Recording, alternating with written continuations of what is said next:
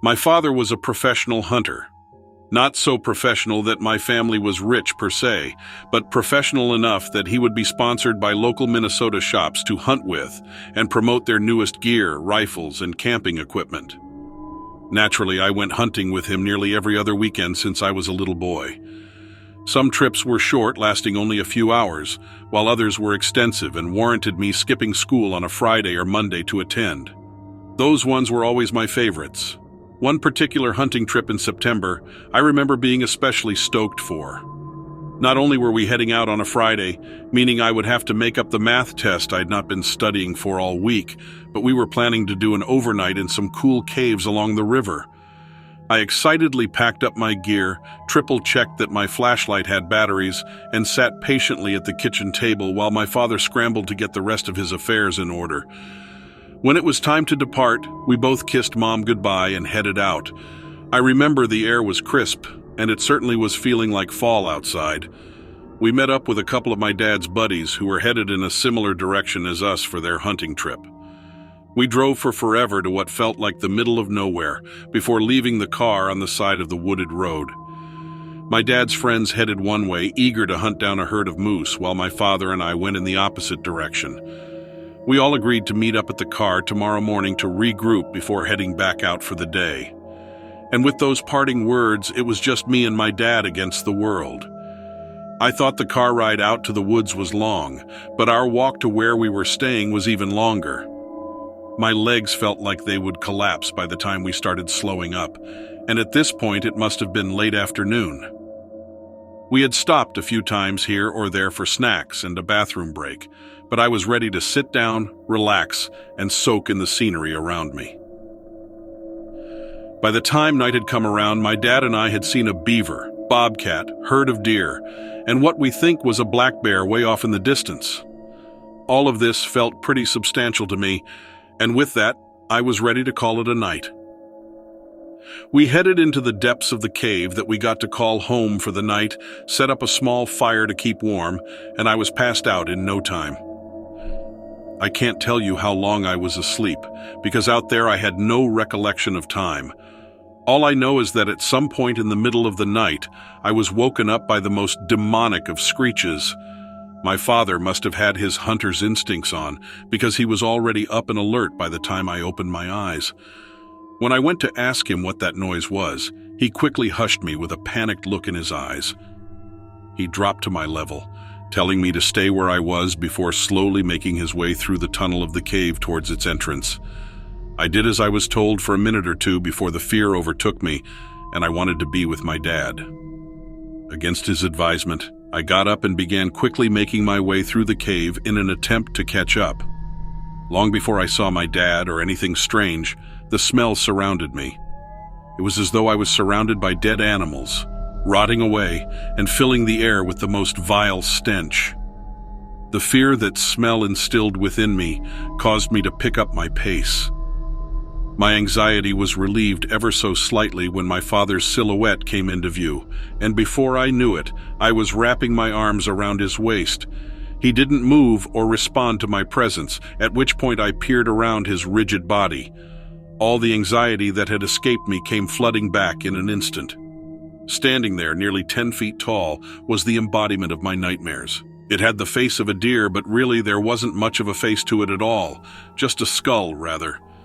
Piercing yellow eyes, the sharpest antlers I've ever seen, and its skin looked as though it was practically falling off its bones. I was certain that whatever this creature was, it had made the noise that woke me from my sleep. I didn't waste any time shaking my dad to his senses, crying for him to run back into the cave with me. Instantly, he snapped from his haze, raised his rifle, and shot at the animal a handful of times. The creature retreated slightly, at which point my dad threw me over his shoulder and sprinted back into the cave. As we made our way back into the cave, time seemed to move in slow motion. Slung over my dad's shoulder, I watched as the beast let out a final harrowing howl before sprinting out of view of the cave's entrance. By the time we made it back to our camping gear, my father quickly smothered the remains of our bonfire and huddled me into the corner of the cave with him. We stayed there silent, trembling for what seemed like hours. At some point, I fell asleep in my father's arms, but something tells me he stayed awake all night. At the first sign of light, he shook me awake. We hurriedly packed up our belongings and inched our way out of the cave to be sure the coast was clear. We made it back to the car in a fraction of the time it took us to get to the cave, and were thankful to find my dad's friends were already there. It has been years now, and my dad has yet to go on another overnight hunting trip. As you may be able to imagine, I had no interest in accompanying him on trips thereafter anyway. In some respects, I miss the times we'd spend together out there in the woods. But to be honest, our bond remains stronger than ever, as it's held together by a memory much more sinister.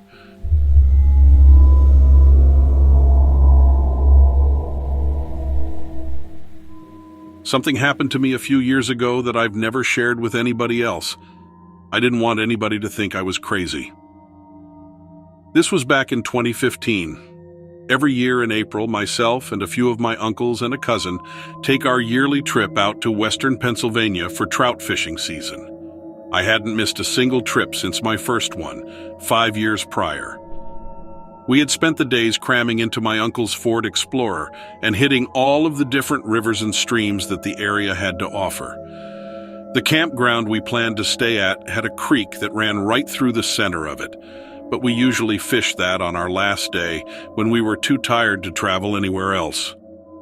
It had some exceptionally large trout in it, and I was excited to tackle it the next day. It was around 9:30 at night, and everybody else was worn out from a day full of fishing and drinking. Since I only participated in the former, I was still full of energy and decided I was going to take a walk around the campground before climbing into my tent and going to bed. The campground wasn't very crowded. There was probably only about 40 people staying there this season, and everybody else was sitting around fires in their own little designated areas. I walked towards the back of the campground where it's more isolated. There's a trail there that leads deeper into the forest and runs alongside the same stream in the campground. I hadn't really done much exploring back that way and figured why not. I had my headlamp anyway. I figured maybe I could scope out a good spot for the next day. I walked probably 5 or 10 minutes up the trail. It was a little bit spooky, but besides maybe an owl and a few skunks, I didn't hear much else in the woods that night. Eventually, I came to a spot along the stream where I could hear the water moving quickly. That meant that it was probably shallow, and I wanted to confirm in case I decided to cross the stream tomorrow. I crept down from the trail to the shoreline. Once I got down there, I could see that it was indeed shallow, and made a mental note. I didn't want to walk any further, so I just decided to sit for a few minutes and enjoy the night air and the sound of the running water. After about 10 minutes, when I just about had enough, I thought I saw my headlight catch the reflection of something across the stream. I quickly ruled out the possibility that it was a raccoon or skunk. It was too big, the reflection having caught something 4 or 5 feet in the air. I was sweeping my lamp left to right against the shoreline, and that when I saw it, a sickly gray hand wrapped around the trunk of a young tree.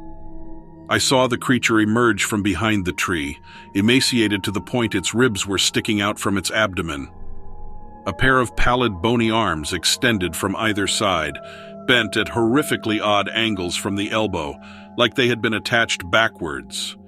The creature had a single yellow orb of an eye, which almost took up the width of its entire head. I couldn't see a discernible nose, ears, or a mouth.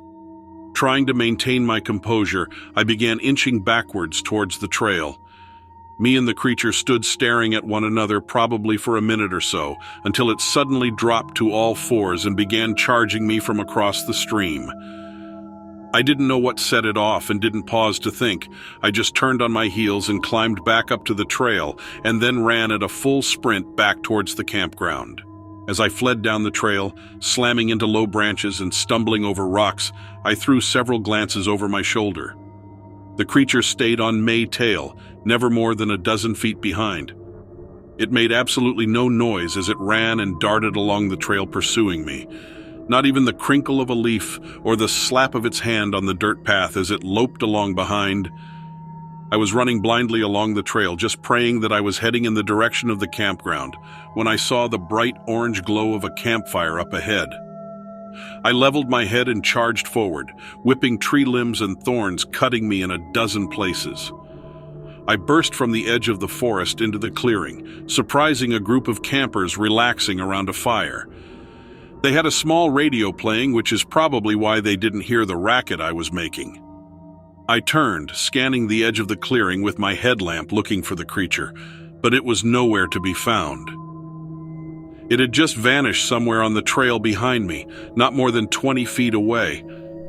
The campers were pretty upset, and a few were yelling at me to get out of their sight. I tried explaining what had happened, that something chased me, but they probably thought I was just some drunk teenager. Not knowing what else to do, I just returned to my campsite and found all my uncles and cousins fast asleep.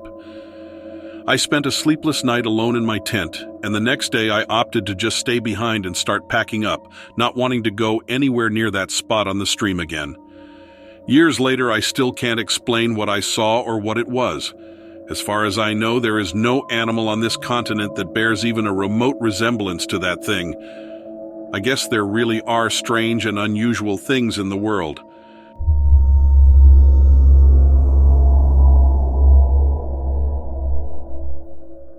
When I think back on this experience, I can hardly believe it happened to me. I wasn't the type of person who had ever given much thought to UFOs or anything else of that nature. I usually had my hands full with whatever I was dealing with right here on Earth. This happened in the early 2000s, not very long after 9/11. So it especially freaked me out because I think at that time we were all hypersensitive about things happening up in the air. The person I was dating at the time wanted to get away from civilization one night. We picked up a few snacks and drinks and drove to an undeveloped beach in the middle of nowhere on the Gulf of Mexico. We parked with the bed of the truck facing the water. We had done this before. We had some blankets and pillows, and sometimes we would just stay out there all night. We were sitting in the bed of the truck. It was late at night, and it was very dark with clear skies. There was no moon, and I was laying back gazing up at what seemed like 1,000,000 stars. I distinctly remember how many stars there were that night. It was unbelievable. We were chatting and eating, and then we both just drifted off into our own thoughts. After a while, I realized my ex had fallen asleep. I sat up and was watching the lights on the offshore drilling platforms out in the water. I started noticing 2 red lights high up, moving slowly across the sky. One was directly above the other. They came down quite a bit lower, and then they stopped, and the top light started moving independently of the bottom light. It was making very sharp angled turns, switching back on itself abruptly. It wasn't behaving like any aircraft I had ever seen before. It lasted for a few minutes, just kind of going crazy. I had no idea what to think. I guess I assumed it was something military. Then the other light, that had been stationary, just kind of burst apart, and I saw 6 purplish blue lights form themselves into a slight arch. At that point, I woke up my ex. The purplish lights stayed still for about a minute, and then each one started slowly lowering down closer to the water. But they also looked like they were coming closer to shore, like closer to us. We started feeling a little uncomfortable. They were all slowly following an arch trajectory. Then the original, crazily moving one started coming toward us and picked up speed for a while, until it suddenly came to a dead stop. The other 6 lights had stayed in the shape of an arch, and they came to a stop behind the first one. It seemed like that one in the front was some kind of scout or something. Then the one I'm calling a scout started making a zigzag motion across the sky at a fairly regular pace. The light would reach its pinnacle of motion in one direction, and without decelerating it would change directions. It could move in any direction without slowing down at all. It had to be something alien, since I don't see how any human could survive the G-forces involved in such fast and wide turns.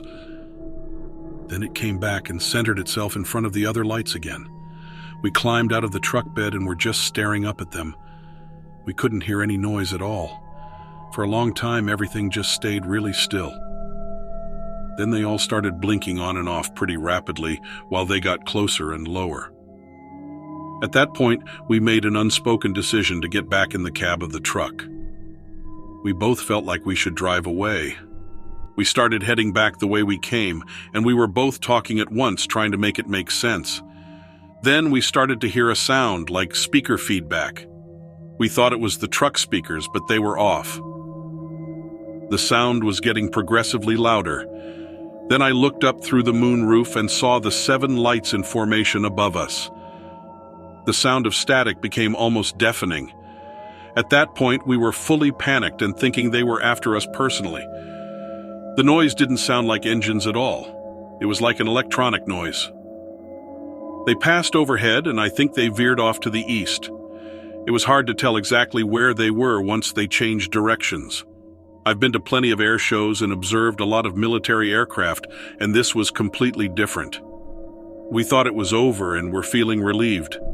But then all of a sudden, this blinding light came out of nowhere and hovered right over us as we drove. We were both too shocked to even speak. The light looked as if you could reach out and touch it. But in reality, I bet it was around 100 feet above us. It stayed in place for about a minute until it started to slowly move up and away from us. At that point, it split in two and reverted back to the original 2 red lights I had seen in the beginning. Then the top light moved back above the bottom light, and they blinked out at the same time. And that was it. It ended just like that, so abruptly. But we were on edge for a long time afterwards, thinking it was just going to crazily reappear again. If I was rich, though, I think I would pay to see that again. I've never seen anything like it. I can't explain what I saw, and I will probably never know where it came from or what its purpose was.